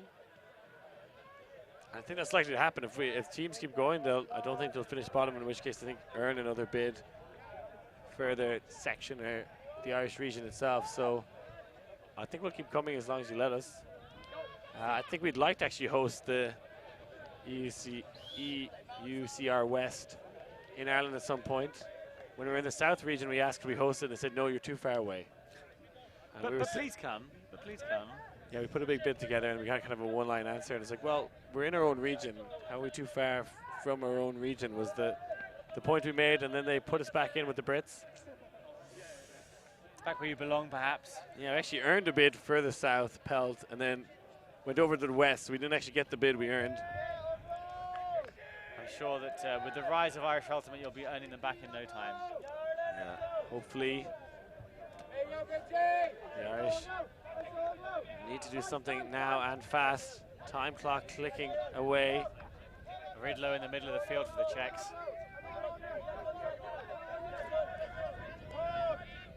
Novak. The Irish on match defense looking to try and force a turnover here late in the day. Time not on their side. Back to Ridlow. Back to Novak up the line. The Czechs steadily working upfield. Pushed back to Ridlow. Timeout taken. So the Czechs clearly feeling a little more pressure from the Irish here, looking to settle themselves and perhaps try and see this point in clearly to make it a game to 15.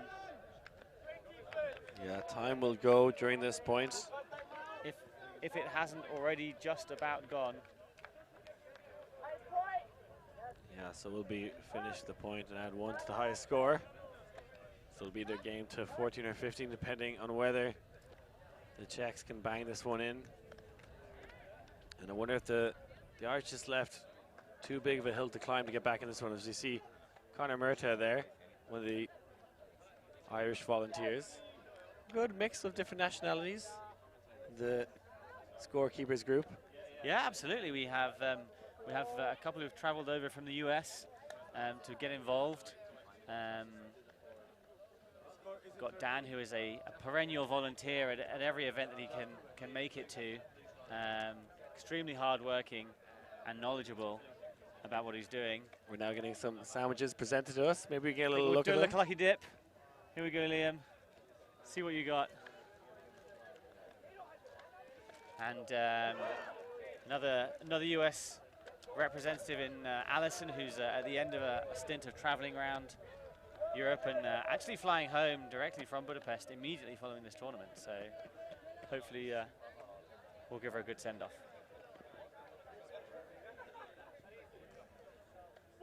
Yeah, Alison Davis actually made famous by Chapo. Giovanni Sanucci actually put her up on the Ultimate Players in Europe Facebook group, thanking her for the great work. I think you were actually in that photo, Luke. Oh, was I now? Yeah, I don't know if you remember the photo being taken as you were asleep on the sideline. I believe the caption was best scorekeeper here. I was off duty at that particular time and went to go watch my compatriots on the Polish men's team compete, but I think the lack of sleep with the hot conditions taking its toll, and I dozed off for just a moment. Yeah, you won't catch her snapping during this game though, as it's make or break for both teams. Ridlow putting up a huge list there to Novak, who had the separation early. And the Czechs just outside their end zone, violation called. Not sure what reason will be given yet. Yeah, unusual to see a violation called when there hasn't been another call. Niall McCarthy, sorry, clearly disappointed in whatever the call was.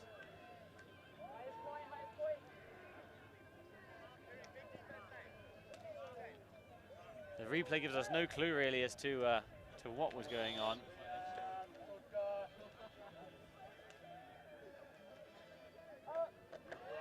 And Niall adamant that what was called was incorrect. Yeah, I'm thinking maybe there's been a marking infraction maybe, and then there's the stall count didn't go down and maybe there's a violation there. I'm just trying to put together the pieces I can see from what's going on. Indeed, the Irish Spirit captain coming over just to mediate a little bit between the players and keep tensions from rising too high. Tensions are definitely high. Don't know if that can be prevented. There's no question there, but not boiling over at this stage. This call, I mean, playing into the Czech hands to some extent, given that they'll have a bit of a rest before they play into the end zone in this potentially second to last point.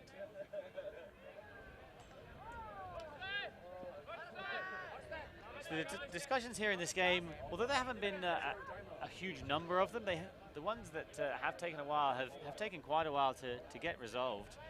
Clearly two conflicting opinions, and players find it difficult to pull back from those.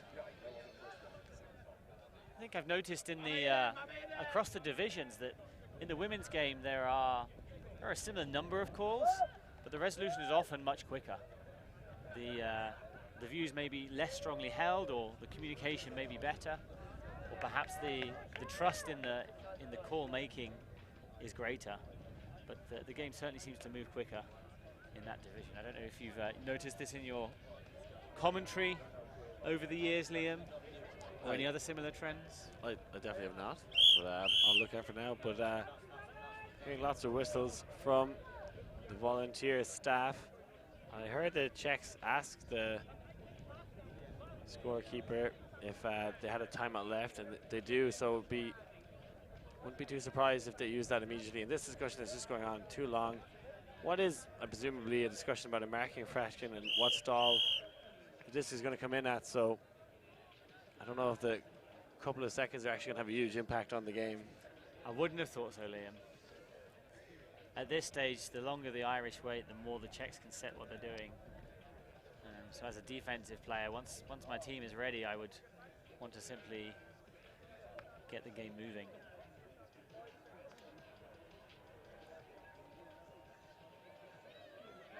Looks like players will be resetting back to where they were when the violation was called. I see now McCarthy putting his hand up with one finger, so maybe it is coming in stall one.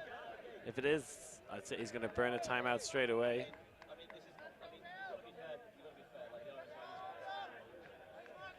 So we're back in and timeout. Called that one, didn't I? Just a little bit, just a little bit. I think you had all the clues. You had all the clues to put that one together. But it's a fantastic position for the Czechs, just outside the end zone. The Irish clearly rattled. Rattled is the word you're looking for. Radlered. Radlered. Okay, radlered. And the Czechs looking to close this game out now. Yeah, it's an interesting beverage, the Radler.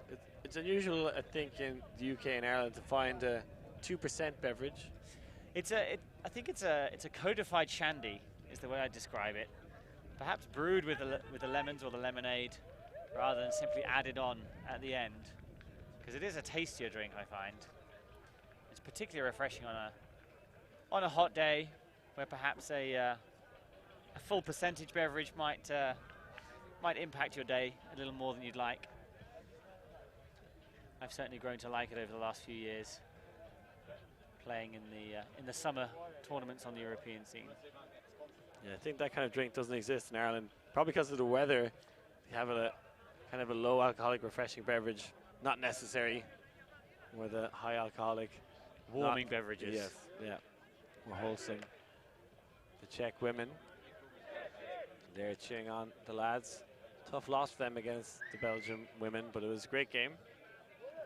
Definitely less calls. I have to give a shout out to Rachel Tashnarova, who gave me some assistance with pronouncing names this week. I know she's jumped on the stream a couple of times. Actually might be doing a women's quarterfinal with her. I think it'll be Ireland-Finland will be calling together. I hope.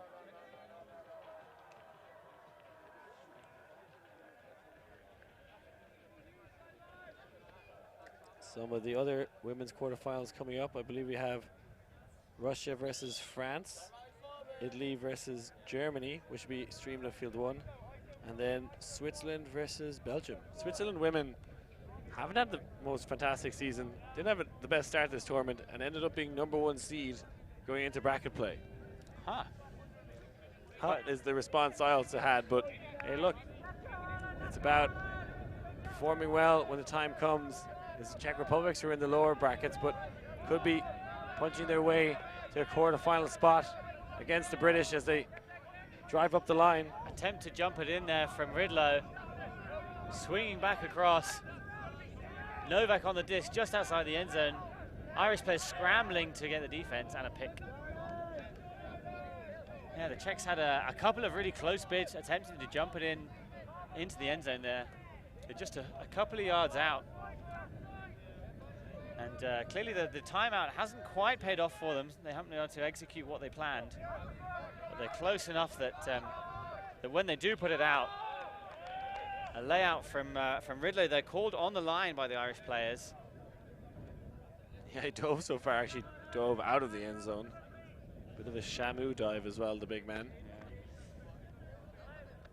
Fenkel indicating to him that he did land on the line and therefore not in yet.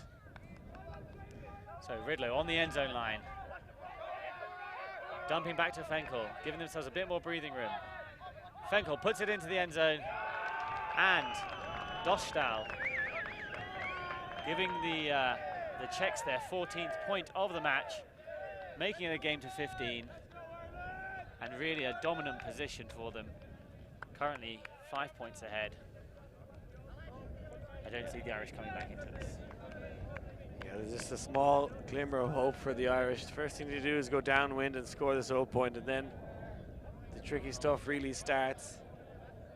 Such a clinical performance by the Czech side in this game.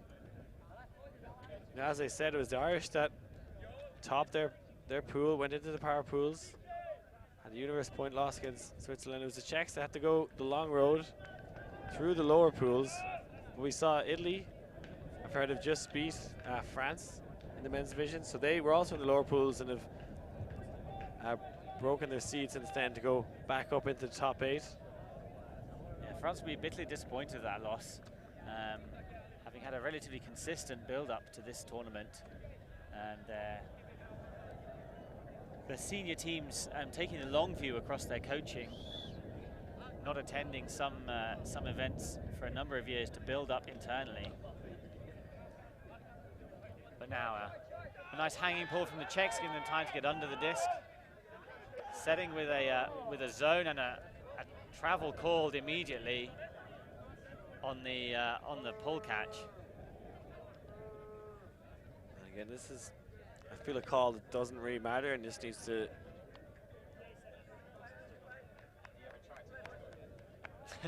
Still appears to have set up in the wrong place. the Czech player.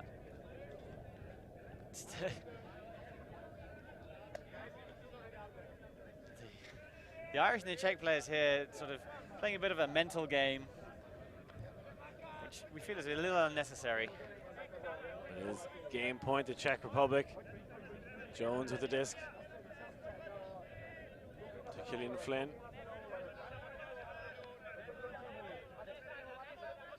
One of the leaders of the team, the Flaming Snails, one of the best teams in Dublin, if not the best.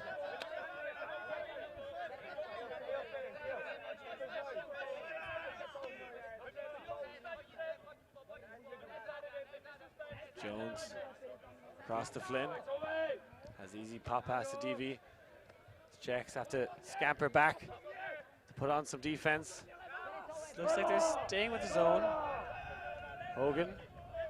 They've now switched to match defense, but Ireland make the most of it and score the point on the open side.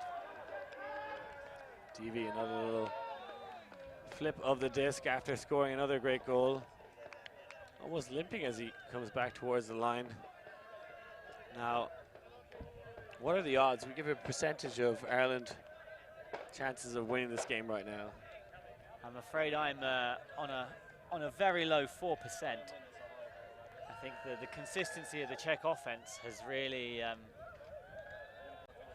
meant that I don't see a way for them to continuously break them over the 5 required points. And you see the result that Latvia men have beaten Finland.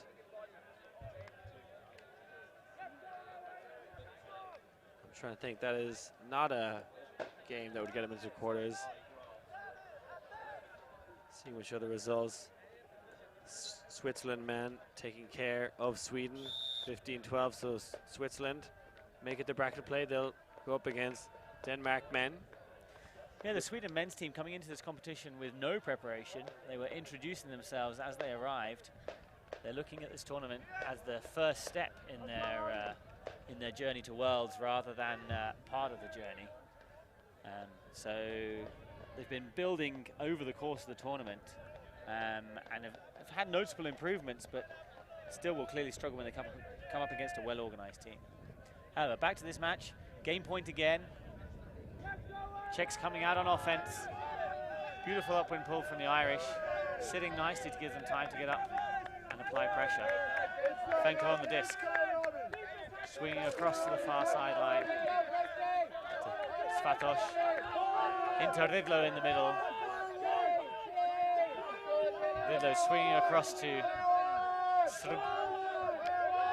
Back into number 27, Pelikan. Pelikan offloading to the far sideline, back into Ridlo in the middle. Czechs looking to cross this halfway line. Svatos on disc. Into Ridlo on the open side. Ridlo hammer across to Novak. Novak popping it up there to Prach. Prach directing traffic across to Novak. Downfield call. Stops play. The Czechs very calm, very consistent. Working their way through the Irish defense here. Season on the line for the Irishmen. Their journey could be cut short to the World Ultimate Guts Championships.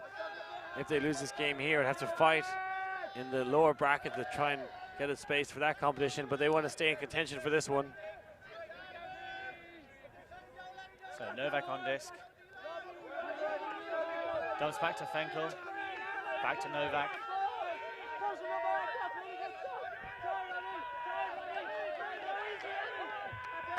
Novak puts a disc up to number 16. Svatos, but the pressure from the Irish player. And a fantastic bid there to generate the turn. And this is the first step in that 4% victory chance. Now McCarthy with some carry goal there. Brilliant play for the intercept, stepping up when he's needed. Sweeney now looking for him on the first pass. 3 Pelt men combining here. Christy Tinkler, Podge Sweeney, and Niall McCarthy in the backfield. There's a pick in the stack. I feel the Irish will need to treasure the disc in these last few points. Any turn will be invaluable to getting them back into contention to try and win this game. So I wouldn't expect to see many high discs going up. That's a beautifully weighted up the line pass around the Czech defender. And that is the first break of 5 needed if they want to win this game. The Pelt lads combining. Now McCarthy just puts it up to space to Podge Sweeney. And we had almost kind of 3-handers back in that first stack for Ireland, which is something I'd like to see them play. Something they used to see quite a lot in Ultimate, the 3-handers, 4-person vertical stack. And Sweeney was gone straight away. Yeah, that 3-handler set allows you to play through the hands a bit more with a weave, which can be more consistent and allow you to keep the disc for a longer period of time in order to build up to a free player downfield. So given the Irish score now, Liam, what would you place their percentage chances at? Well, you had them at 4 before, and now I'm gonna bring it up to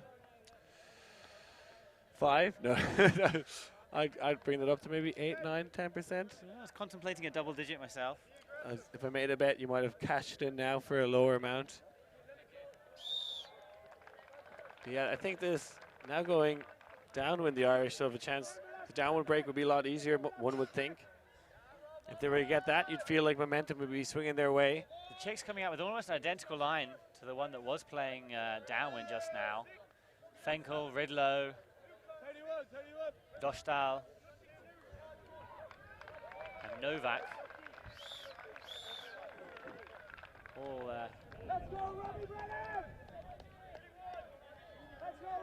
coming out again. Ireland changing up a few players, but now McCarthy and Podge Sweeney staying out there.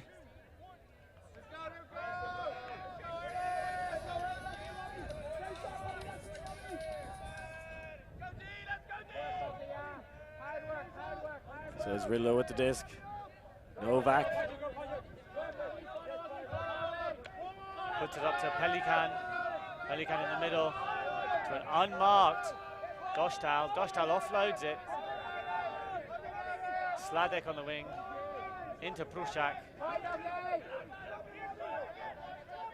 Prusak, Io flick break, beautifully done to Ridlow. Ridlow continues it, and Novak scores the winning goal. Yeah, Novak's been the MVP for me for this game, and what a way to end it. The Irish just not tight enough in that game. Not a lot of time till the next game starts, folks. So we're going to have to wrap that one quickly. Congratulations to the Czech Republic. They'll go on to take on Great Britain in the quarterfinal. Liam Grant for Luke Tobiasevich. We'll see you guys later. Thanks very much. Thank you very much.